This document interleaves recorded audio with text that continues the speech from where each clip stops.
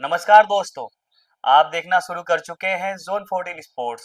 और अगर आप वॉलीबॉल खेलते हैं, वॉलीबॉल खेलना चाहते हैं, या फिर किसी और स्पोर्ट्स से हैं, किसी एग्जाम की तैयारी कर रहे हैं, या फिर आप बैचलर ऑफ फिजिकल एजुकेशन पढ़ रहे हैं, तो ये वीडियो आपके लिए बहुत इंपॉर्टेंट होने वाली है, क्योंकि हम आज बात करने वाले हैं हिस्ट्री ऑफ वॉलीबॉल के ऊपर।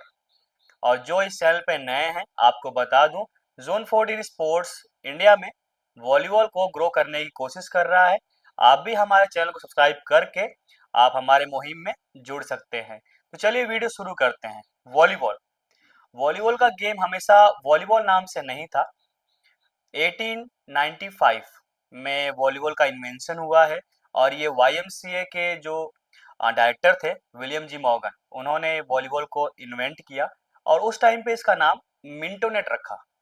वॉलीबॉल को इन्वेंट बास्केटबॉल से अल्टरनेटिव गेम बना के किया गया था। और उसके बाद जो 1896 में जिस साल ओलंपिक स्टार्ट हुआ, उस साल वॉलीबॉल पहली बार खेला गया, और वो भी स्प्रिंगफील्ड कॉलेज में खेला गया। और वहाँ के एक प्रोफेसर थे जिन्होंने इसका नाम वॉलीबॉल रख दिया। अब बात करते हैं कि वॉलीबॉल ही क्यों रखा। क्योंकि वॉलीबॉल गेम का जो नेचर है वो वॉली पे बेस है। वॉली क्या होता है?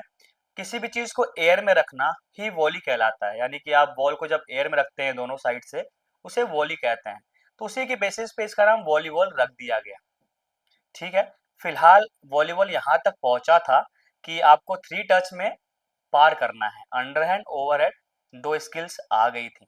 लेकिन 1916 1916 में जब फिलीपींस ने पहली बार पूरे वर्ल्ड को शॉक कर दिया और सरप्राइज कर दिया अपने अटैक से, उन्होंने एक नई स्किल इन्वेंट करी जिसे अटैक कहते हैं, फिलीपींस ने। तो सभी शॉक्ड हो गए कि वॉलीबॉल को ऐसे भी खेला जा सकता है। वॉलीबॉल में नेट के ऊपर जंप करके बॉल को हिट भी किया जा सकता है। तो वहां से इन्वेंशन हुआ आपके वॉलीबॉल में अटैक का। अब बात करते हैं 1928, जो कि पहली बार अमेरिका की वॉलीबॉल एसोसिएशन बनी। अब एसोसिएशन क्या होती है?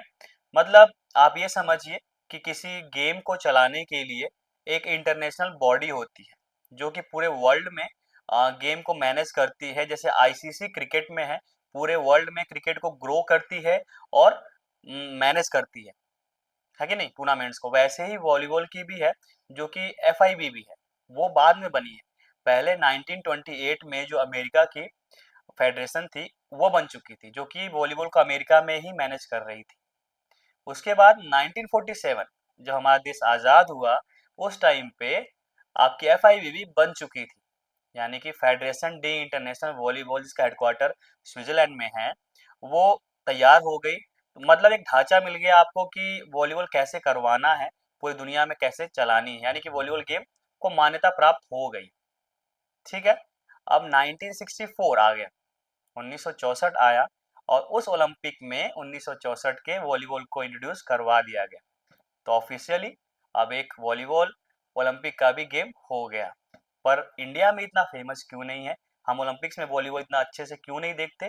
क्योंकि दुर्भाग्य है भारत का कि आज तक 1964 से लेके 2024 ओलंपिक्स तक भारत की टीम कभी क्वालिफाई ओलंपिक्स में नहीं कर पाई।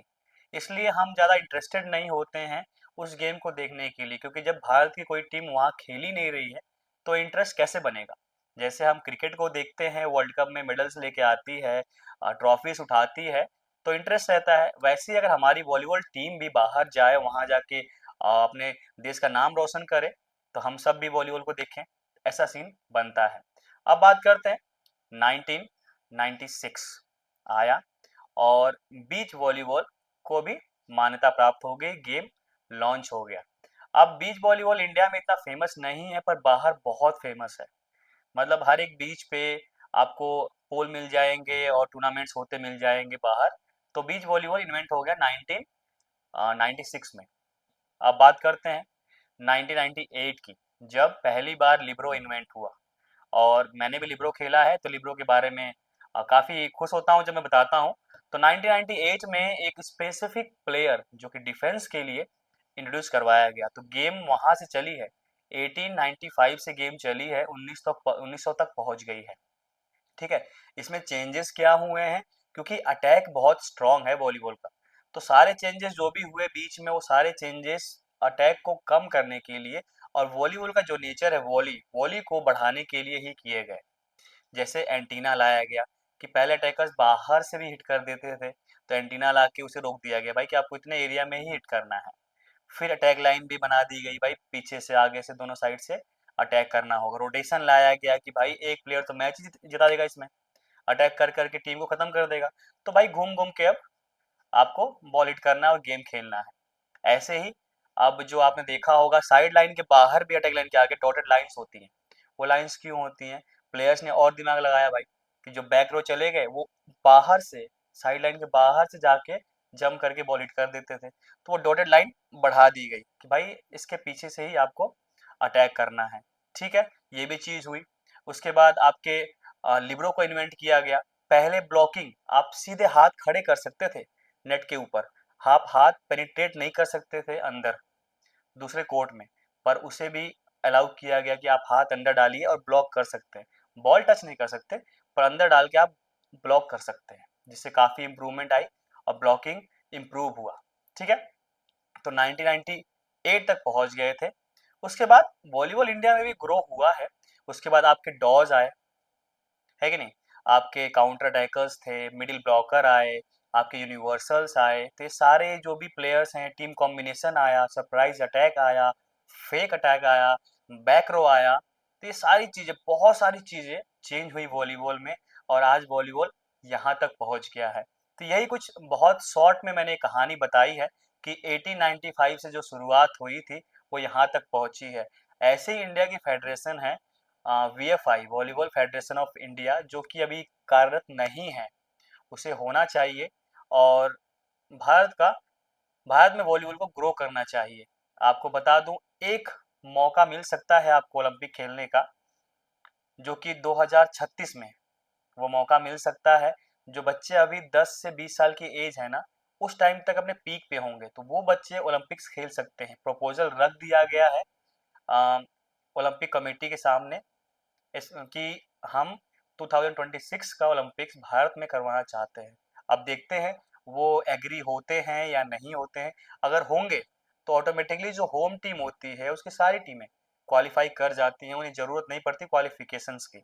तो एक मौका आपको मिल सकता है अगर आपकी एज 10 साल से 20 साल के बीच में है। तो जोन 14 स्पोर्ट्स में फ़िलहाल इतना ही। हम कोशिश करते हैं कि आपको अच्छी से अच्छी इन्फॉर्मेशन पहुंचाते रहें, और ये वीडियो मुझे आशा है कि आपको बहुत अच्छी लगी हो, और अच्छी लगी है तो अपने दोस्तों के साथ शेयर करें, ताकि ये इन्फॉर्मेशन वो भी आ, सुन सके और समझ सके। फिलहाल जोन 14 स्पोर्ट्स में इतना ही। धन्यवाद।